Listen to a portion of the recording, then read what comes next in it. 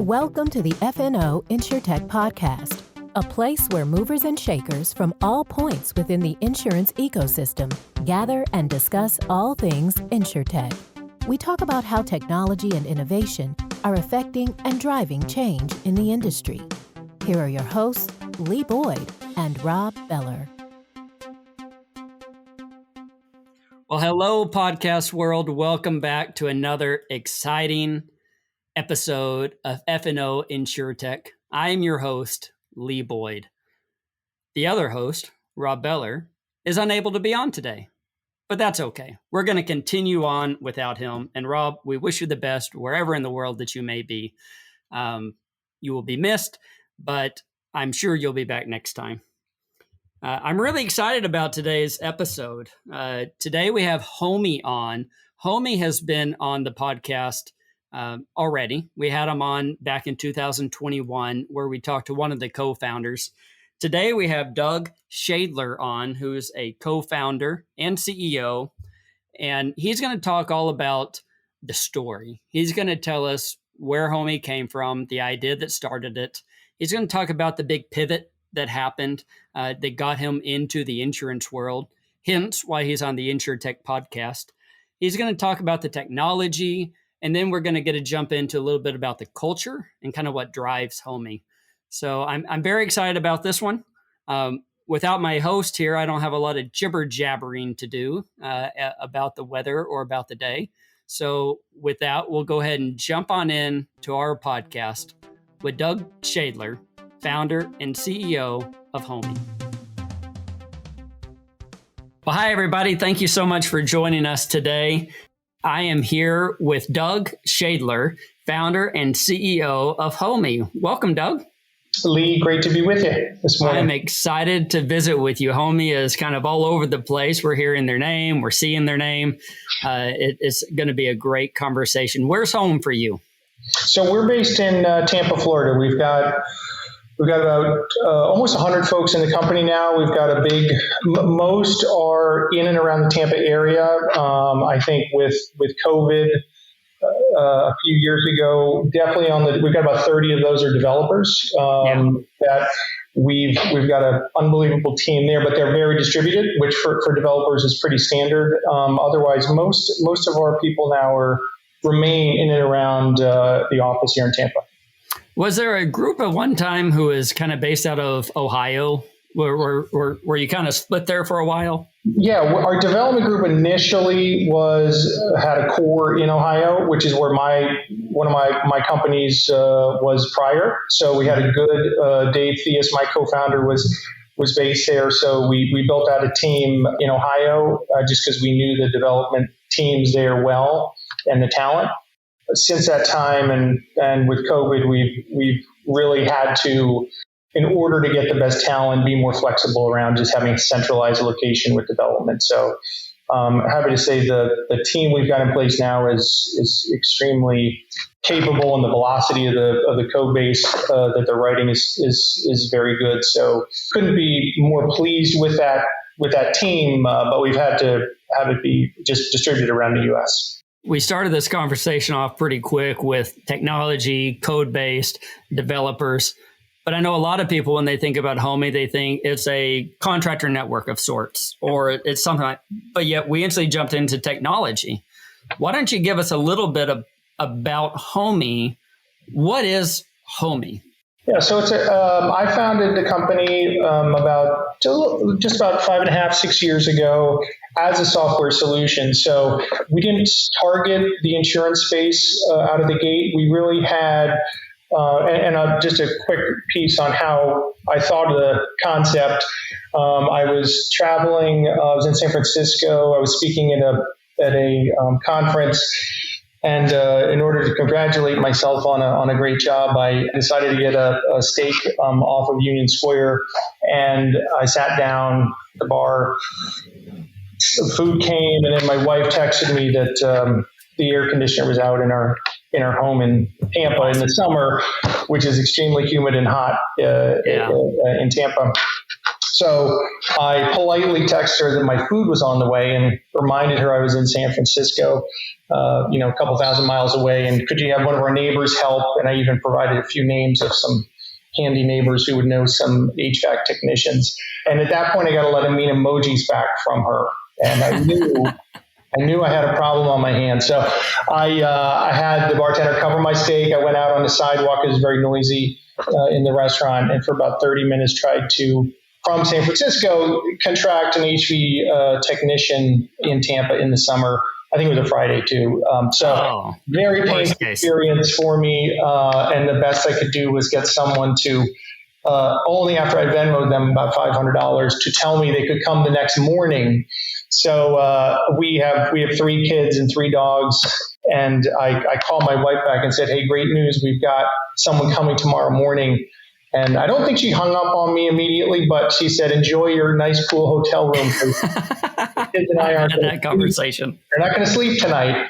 And the dog's not going to like this either. So it wasn't a very pleasant experience for me. And I came back to my cold steak at that point, and I said, that was very painful. Is there a technology? Is there a way to not have that occur again for me and other travelers when they're on the road? Yeah. So that was really the genesis of it. And I looked at a lot of the, and I'd always found personally getting, whether it's a plumber or an HVAC technician, the whole process of, is pricing transparency. It's a very fragmented market. There's no, national provider, very few statewide providers. So just found the quality control component of who you would be having come work in your home was something that could be improved. And I looked at a lot of the digital platforms out there in the marketplace, Home Advisor, Thumbtack, some of the other more well-known consumer-oriented products. And I found the process, the ability of what I call curating the Service Pro network. So sort of that filter to maintain a high quality level was just not in place. Those are good companies, but I felt there could be a good amount of improvement on those processes. So I came up with a business plan, like I said, with Dave, my co-founder, and really we got excited enough about the inefficiencies in home improvement, home services,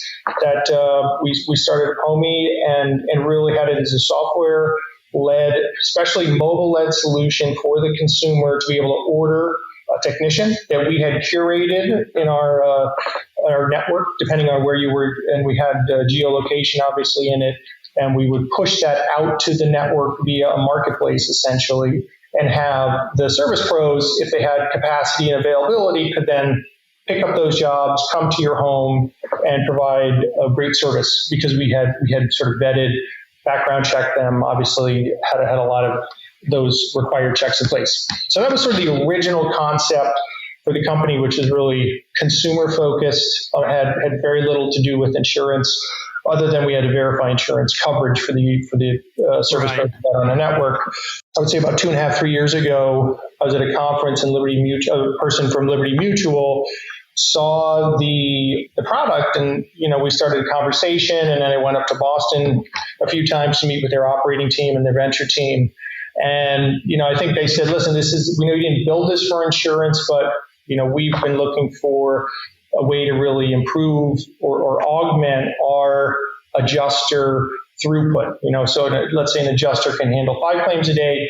Can a software solution enable them to handle 50 claims a day or 25 claims a day? Really, that adjuster pain point is we found now prevalent throughout the whole space. Right? There's a lot of turnover in that. It's the frontline position or engagement with the policyholder at a very stressful point in time when they file a claim. So we talked to Liberty, and then I think they saw our customer satisfaction numbers and CSAT numbers were very high, and just like that we were a tech-led solution. So they said, listen, would you like to work with us? And we'd also like to invest some capital in the business, because we think this is going to be not only a big winner for Liberty, but just for the industry as a whole. And we had raised some money, about $10 million at that point, for the software build out. And we met with the board for probably a month or two, just because this is going to be a pretty significant change. There's a pivot there. There's a pivot. from a direct to consumer model, which was going well, to now really laser focused on insurance and helping policyholders and adjusters with these pain points that Liberty and the industry had identified. So while we were doing that, State Farm also had learned about what we were doing in the space, obviously the largest property carrier in the country, and then Hartford as well. Yeah. Also heard about what we were doing. So, once we had those other parties at the table, if you will, and then we had Ferguson Ventures, largest distributor of HVAC and plumbing supplies in the country. So we really had a super partnership group, strategic partnership group there, who was also willing to invest capital to drive our growth and our success. So we at the board level jumped at that opportunity. It's a huge market, $100 billion plus market, as you know. So we, at that point, 2.5-3 years ago, we made that big pivot, strategic pivot, to be all in the insurance space. And since that point, we've just got these fantastic partners that have helped us build out what we feel is a best-in-class software product, really around that mandate of how do we scale the adjuster and create a fantastic customer experience. So there really are two focus points that our whole team wakes up every day, focused on that customer experience during the claim. So in all those great insurance companies have since invested 3 or 4 times over the last 2.5 years. So we're doing something right. We've raised more than $60 million to date, and we've actually added a Desjardins in Canada as another operating partner as well as investor. So that's amazing. Thank you. You have like the A team of investors in the insurance market supporting you and pushing you. How exciting is that?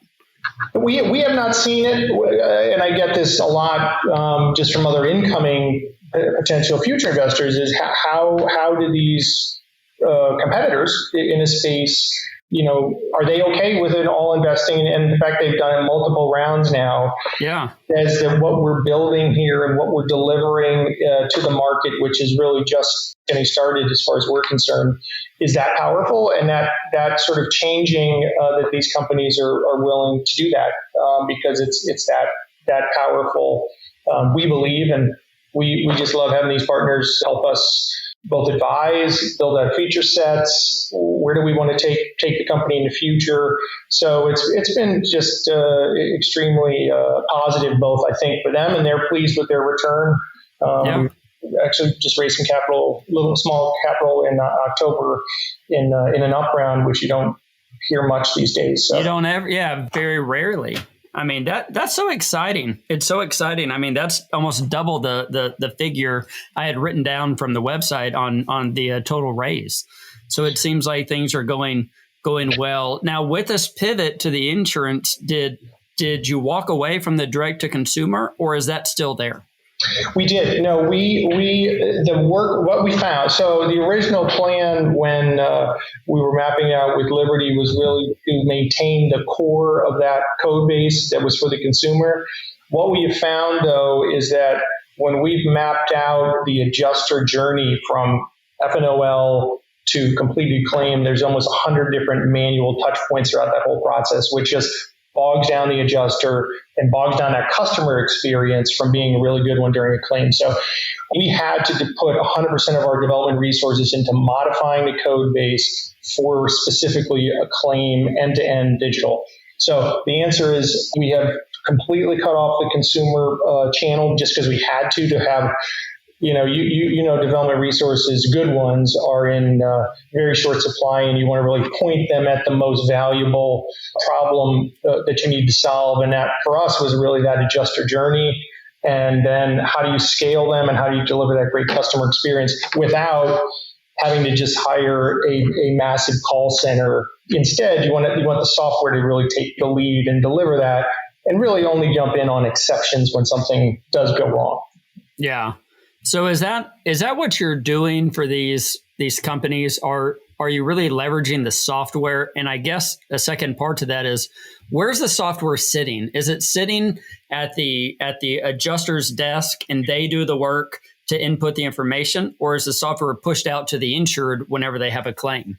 Yeah, it's a great question. So we extract and I'm going to talk about there's different variants of this, but the optimal workflow carrier, we extract the claim from FNOL based on criteria that they and we have specified. So that could be geo, that could be different payrolls.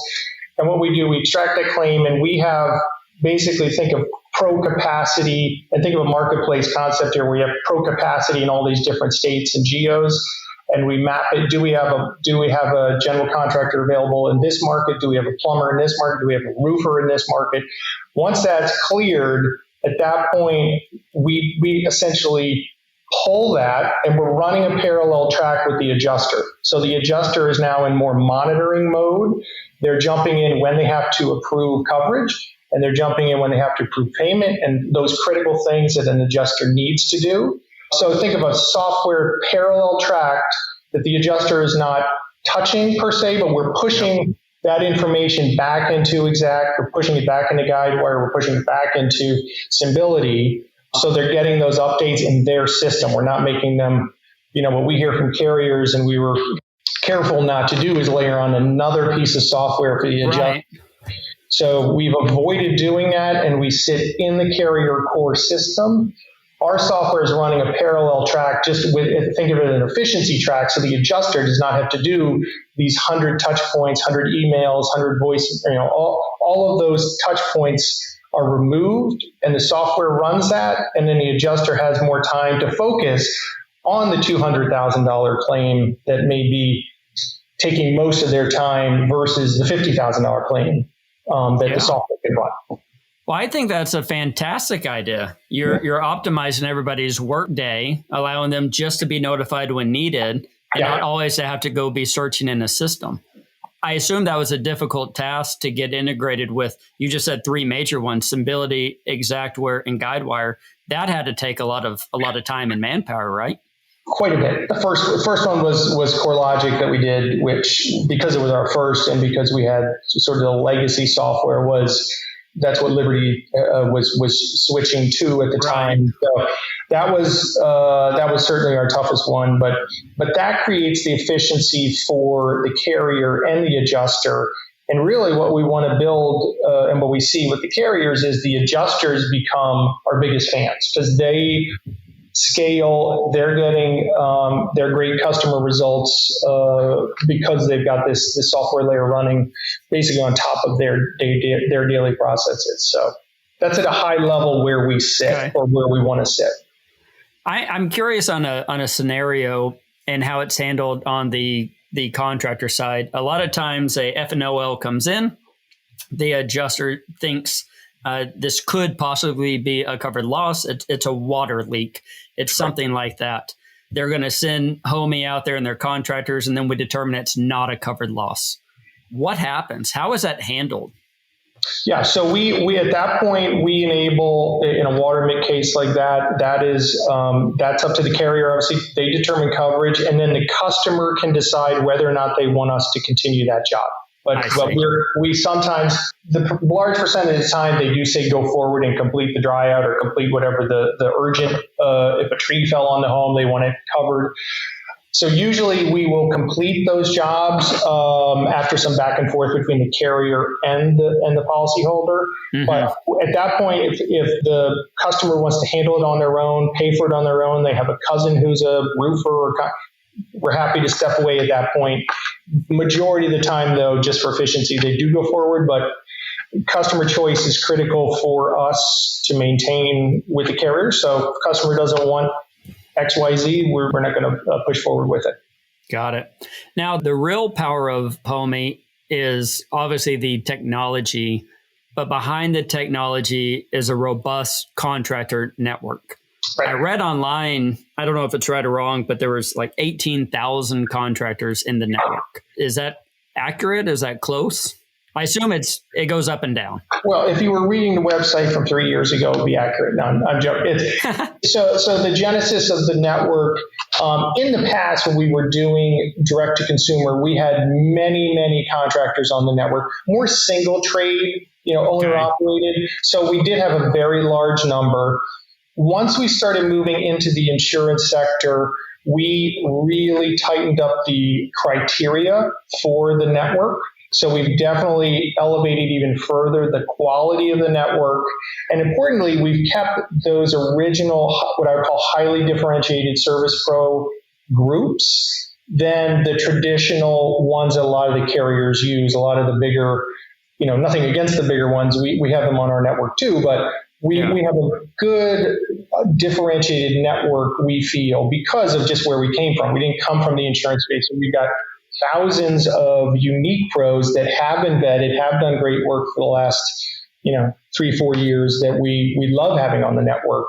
So that's how I'd sort of define it. But it is in the, I would say it's in the low thousands at this point, just because we've culled a lot of those. Makes total sense. Yeah. So that's just sort of the nature of that network. But we've been fortunate enough. We hired a gentleman, Larry Nettles, who now heads up that pro network.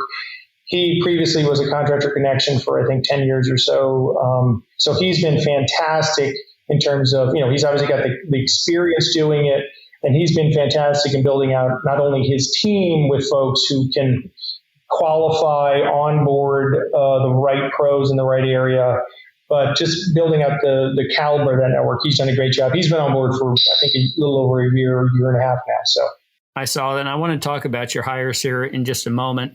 I want to talk a little more about the network and what you're doing to separate yourself from other contractor networks out there. You said originally we had maybe 18,000. We've culled it down. We elevated the standards that these people have to have, these contractors. I mean, what is separating the contractors? What are you looking for to allow them to come onto the network? What allows a contractor to be included in your network? Yeah. So our AR team vets them. The only non-highly scalable component to our business is that onboarding of a new service pro. And the best way to think about it is when we onboard a new one, and let's say they're not sort of traditional insurance professionals and they're in, Chicago, our software will be able to monitor them very closely when they're onboarded to ensure, we've got SLAs obviously with that contractor that they need to hit certain timelines, because for us, a lot of that customer experience is driven by time and quality, right? You've got to be able to, you can't just have a contractor work quickly. He's got to work at a high quality level and quickly. So part of it is, even with the pros, we found you can't push too much software in front of them as well, because they've got their Service Titan or they've got their back end field service management software. Some of our pros do use our pro-facing software. We do have that component, so we offer it if you want it. Otherwise, we can push those claims back and forth from their field service management back ends as well. So we've sort of been able to bridge that. We can offer our software to the pro if they want it, or we can push it into your FSM if that's preferred by you. So we sort of capture all of those pros across the network. But back to your question, so the software is monitoring the SLAs and the pros individually. And the easiest way when a new pro is onboarded is think of it as sort of red, yellow, green. There's a not a red alert, but this is a new pro.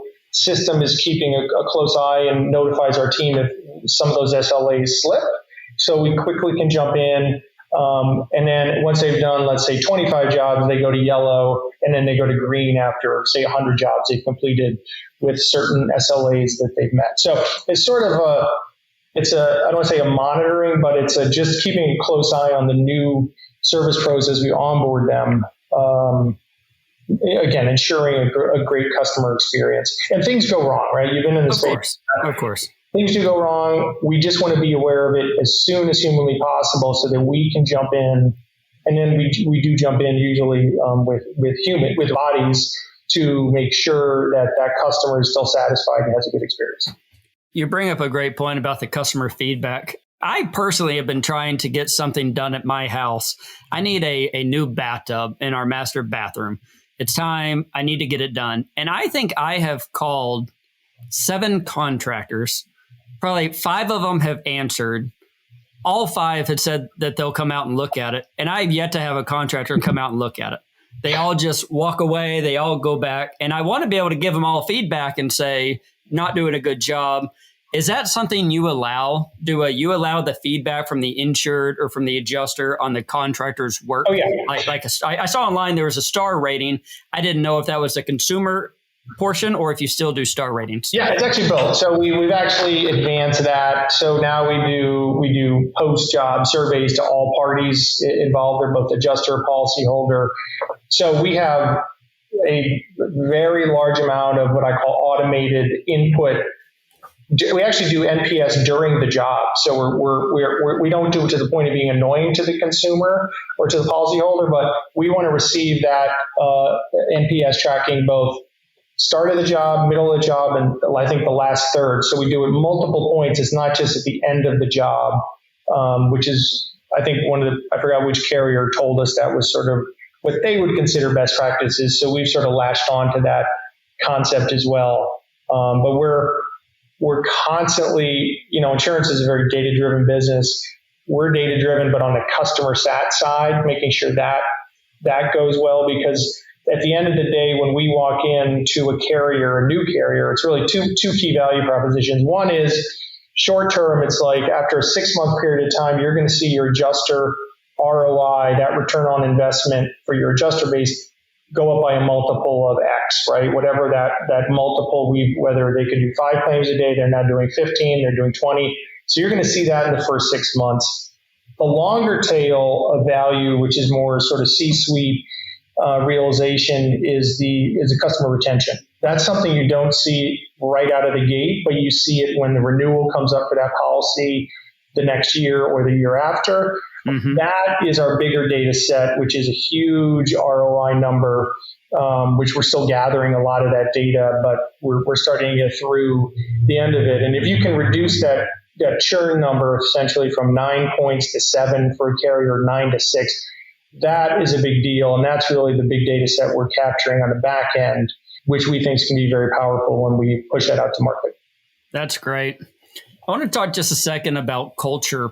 You have a very unique company. In fact, I was driving down, I was in Tampa 2 weeks ago visiting a client, and we were going to a restaurant, very unique restaurant. And as I'm driving to this restaurant, I look out my left window and I see Homee. I drove right by the building, and it's in downtown Tampa, not downtown Tampa, it's kind of by the water in Tampa. It's a beautiful location. And I was on your website, and it looks fun. You're also hiring amazing people. You've hired a new CRO, Wes Jones as the COO. L.A. Phelps got added to the board a little while back. I assume still there. That's pure assumption on my part. But yeah. You're doing a lot of neat things. And I'm just kind of curious, what's the thought behind the culture, behind the hires? Are those all in intentional moves you're doing, or are you just getting lucky with having a good culture and good hires? Yeah, well, first of all, Lee, you should stop in next time you're in the area. Next time I'm going to.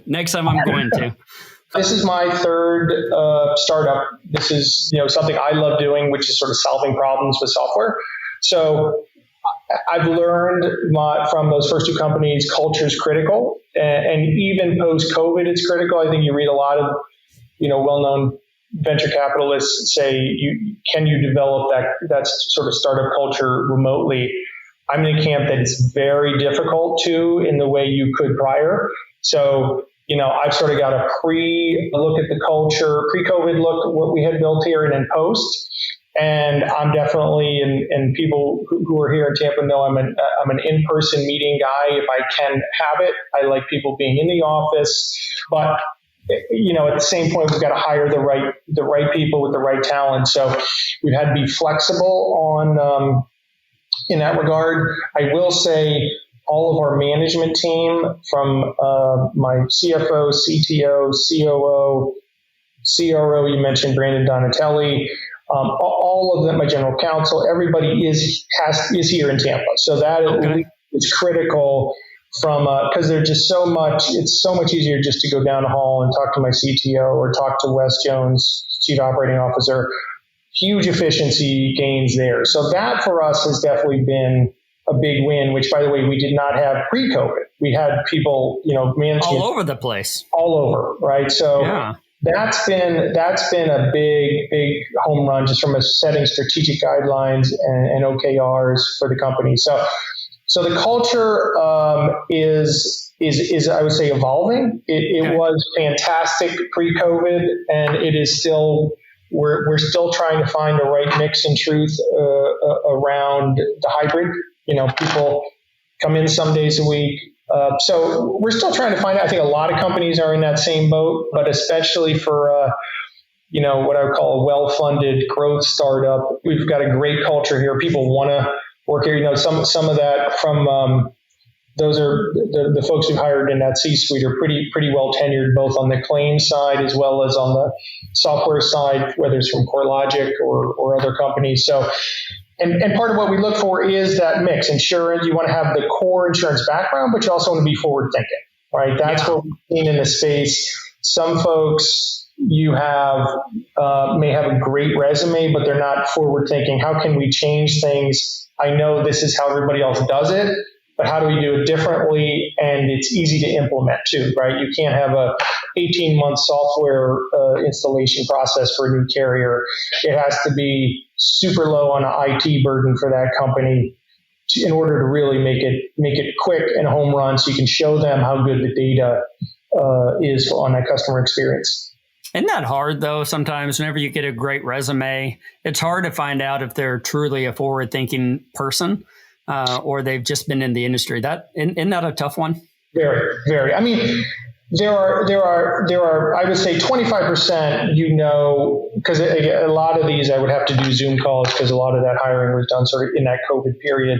Right. But I would say 25% of the folks I interviewed, you knew sort of after the first call that just were not going to be a good cultural fit. Right. And then there was a 50% that it was sort of maybe, and then others and a lot of the folks here who we did hire were referred to us too by Liberty Mutual or by another carrier who has worked with them, knew our company, had been in our offices, had seen the culture. So I think that helped quite a bit when the carriers as well, who we were working with, recommended some folks. Yeah, well, Wes is a great example of somebody who's been in the industry a long time, and there with some ability, and everyone knows Wes. In fact, I saw him at a conference. Oh, maybe it was the CoreLogic conference. He's kind of the mayor of the town. Everyone knows him. Yeah. So that's great. That's great. I want to go to one more subject. I noticed that you acquired a company in 2022, August, and that was MyCat Marketplace. Yep. What is that? What was the thought there, and how's that going? Great question. I'm glad you brought it up. So our business has evolved. When we initially started with carriers, we were what we classify as a low to medium complexity focus. So that was sort of think sub $10,000 jobs and perils. Since that time, as we've grown, and the carriers we've heard want really a one-stop solution, we've added every peril. So from roofing, water, we can now do every peril, every job size, $200,000 jobs we've done. So that expansion of our business has been essential for our growth. Now we can go to a carrier and not just be niched at the lower end, which, by the way, is there's still a huge need for that. And we still do a lot of those smaller sub $10,000 low to medium complexity claims, but really being able to say we can do the full spectrum of perils, full spectrum of dollar damage is a big deal for carriers, we find. They want that. They don't want to be able to have their system sort of carve up the jobs, because a lot of them don't even have that type of technology in the back end anyway. So that led us to one of the things we noticed with carriers. What they do is when they would get a CAT claim, or what's called a catastrophic claim, they would take that claim, 4,000 claims in a week, and try to shove it into their daily claims process. And it obviously broke. Things would break. Customers would get upset. Customers were getting serviced. And everybody out there was trying to get access to the same contractor base in the area, or ones that were coming in. So we found that to be highly inefficient, and we did not, when we looked at it, we said, well, let's try to look at it differently and not take and just offer our daily claims process, even though it was automated, to a carrier to do cat claims. So we looked around the marketplace, found Larry Nettles and Chris Pacharka, founders of MyCat. Love Larry's background, love Larry in particular. So he now was the gentleman I mentioned before, heads up our pro network. He had seen firsthand the pain points of cat claims when they came in, how inefficient that was. So really he developed MyCat in order to solve that. And really what it did, which piqued our interest, was it enables predictive analysis from a storm. So think of a map of the U.S. You see storms rolling across. Down to the zip code, you can see where hail damage is or where damage is in advance, or predict that. And you can then, as a carrier, go into the software and pre-assign capacity to our vetted pros in that area. So that ability to get ahead of a storm was very compelling to us and unique in the space versus the traditional, let's let the storm hit and let's everybody call in, and then let's have a total panic and try to get everybody filled, and it just over time and time it doesn't work. So we said, let's try to get a predictive capability, get ahead of the storm, and via a cat marketplace, try to create some efficiency. So we love the product. It's been a whole, I've done just other companies, many acquisitions. This one's one of the best, both from a cultural fit, from the software doing what they said it was going to do, and it has resonated with the carriers as well in terms of the value proposition. And we didn't have cat. Cat's about a third of the total market. We didn't have a way to go to a carrier and say, we can handle cat claims as well. Trying to be that wholesome solution to the carrier. So MyCat enabled us to do that. We acquired them about a year ago now, and it's been fantastic.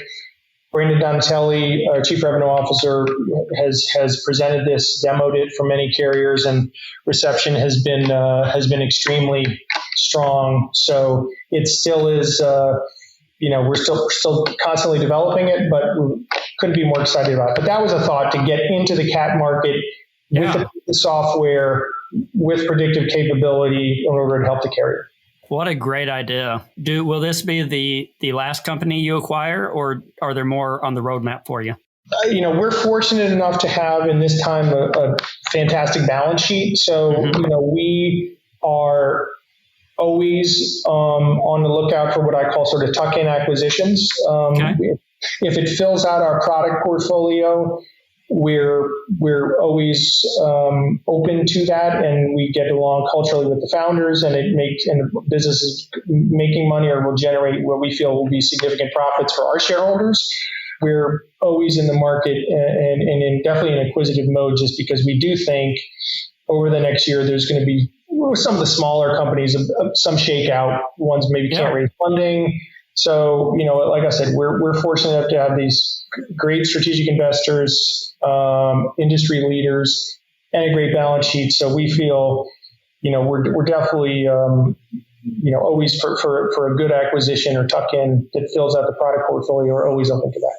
Well, you're in a great place. I mean, I just keep thinking back to these partners that you have who have, shown their confidence with their checkbook. It's really pretty amazing. So 2016, Homee started in 2016. I mean, that's a lifetime ago. Is there anything you would have done different looking back? Is there anything that you would have done different when you started? Would you have still gone straight to consumer, or knowing what you know now, would you have left that out and just jumped right into the insurance world? Yeah, it's a great question. The insurance space in general is, because of the length it's been around and the importance of it to many people, is, I would say thoughtful and slow moving as a rule. So sales cycles are very long. From our standpoint, if we did not have the focus on customer satisfaction from an original product built for direct to consumer, I don't think we would have gotten the interest we got from the insurance carriers, knowing we're doing something different. but still policyholder customer focused. So it's not, I think it is, it's definitely been with that sort of mid 10-year pivot. It's always risky to do things like that, but the insurance space is really, we feel in need of our product, and we couldn't be happier to be in it and just helping policyholders with their claims. That's wonderful. I mean, you've got such a bright future. The technology behind the system, the idea to acquire additional companies, building the culture, hiring the right people. It sounds like you're really on a great track. Well, Doug, we're here at the end of the show. I really want to thank you so much for being on. I enjoyed this conversation quite a bit. All right, you got it. Thanks, Lee. Thank you so much. Well, I'd like to thank Doug for being on the podcast today. He is a really neat guy, starting a company back in 2016, running through the time when fundraising was a little bit easier to now when fundraising is not so easy, but he's still doing an amazing job, made it all the way through COVID and just continues to grow. Homee is a very interesting company, and I think it has a very bright future. I'm also very interested in the company supporting it. Like you said, State Farm Ventures, Liberty Mutual, the Hartford, just an A team of investors there. So Doug, I want to thank you so much for being on the podcast today. To the listeners, thank you for listening. Sorry that Rob was unable to be on, but I'm sure he will be back next time. And thank you to Alicia and to Al for all that you do. And until next time, goodbye, everybody.